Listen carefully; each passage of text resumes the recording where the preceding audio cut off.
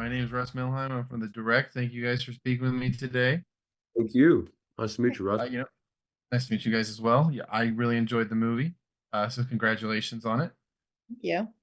Thank you. Now, one question just to start out with. When watching this movie, I couldn't help but think about the treats that I would have growing up at like a pool. So what is your favorite poolside snack?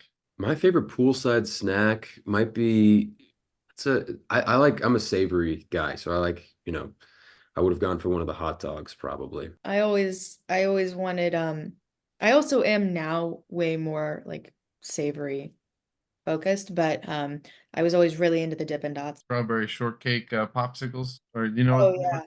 Oh yeah, for sure. Them like Classic. nothing else.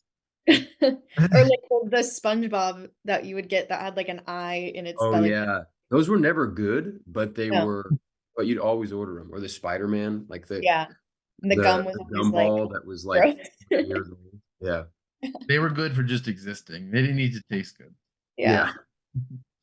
Yeah. For you guys, what was the process that you both, needed to take in order to get into the space for these characters? Speaking for myself, I think a lot of the work was already done just by being there. We were in the place that it happened. We were in Nebraska City. That's where Adam grew up. That's where the story's set. That's where these characters are all from. And so just by being there and kind of soaking up the just surroundings and scenery and local nightlife, I mean, everything, it just felt like we were all of a sudden transported to 1991 and just at the pool even. I mean, we spent a lot of time at the pool. And so to me, it felt very natural and organic just by virtue of being where it happened. Yeah, totally. It was very immersive.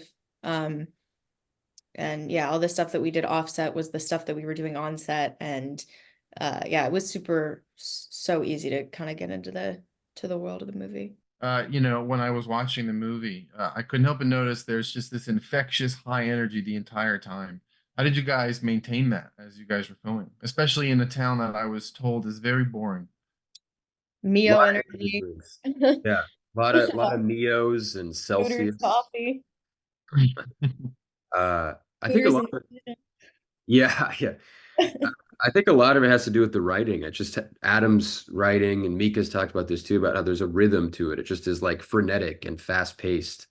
And I think, Adam wanted this to just the movie just to go, like I just to drive, drive, drive. So that was I think a lot of that came from him and his writing style. For you two, did you guys have to do a lifeguard training? Oh, not certified, do not swim if we're on duty. I actually do. I am now actually remembering that I did have the stunt guy and I spent like two different occasions in the pool trying to learn the armpit toe, clearly unsuccessfully. Um, but yeah, he was like trying to make it work with me and I'm just like not athletic. So we had to kind of cheat that my only lifeguarding moment. Compared with every other film that you guys have done, what would you say is the most unique experience this particular movie offered you?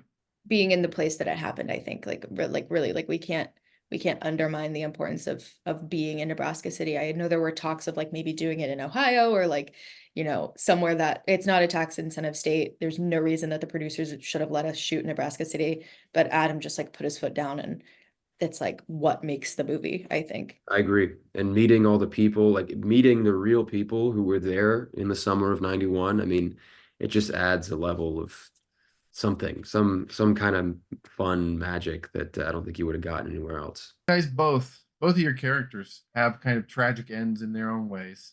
Mm. Can you talk about, and there might be kind of like I don't know if there was if it's all completely like a true story, but kind of how the end of those journeys are, how they resonated with you, and how you feel like they fit this story well. Well, for Shane, he's based on a real character. And so there was a responsibility there to try to get his story right. Everyone that I talked to that actually knew him spoke so highly of him, and like he made such an impact on Adam's life. I mean, that he's writing about this guy, you know, 30 years later.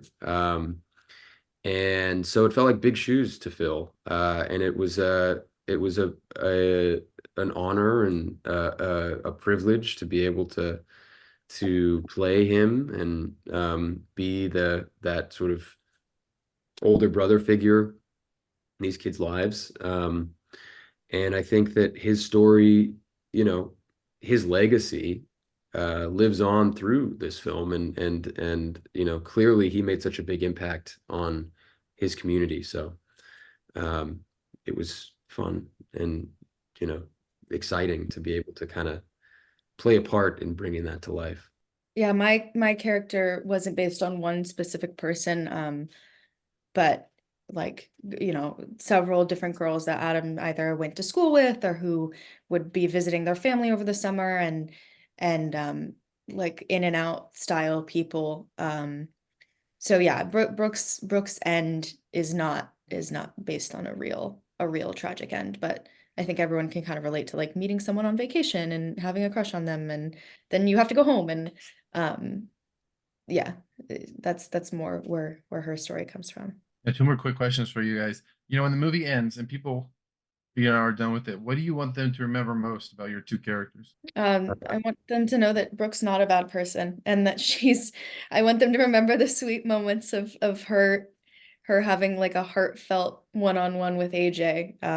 Because you know, it's easy to kind of hate her and be mad at her for breaking his heart at times, but she's just a kid too, and is just having fun. I think people hopefully can take away that Shane's happy-go-lucky kind of attitude and the impact that he left on the kids, and just making sure that uh, you're, you know, if you have the opportunity to be that person for somebody else, to do it. Now, Nick, I want to pivot real quick and ask you, you know, you were in Jurassic World and we never saw your character again. They just announced a new installment. Would you ever have any interest in, you know, popping up again one day in the future? Hell yeah. Hell yeah, I'd have interest. That'd be so fun. That was such a formative, incredible experience. So I would absolutely love to do that again. I was surprised that we never saw you guys again. I was like, oh, okay,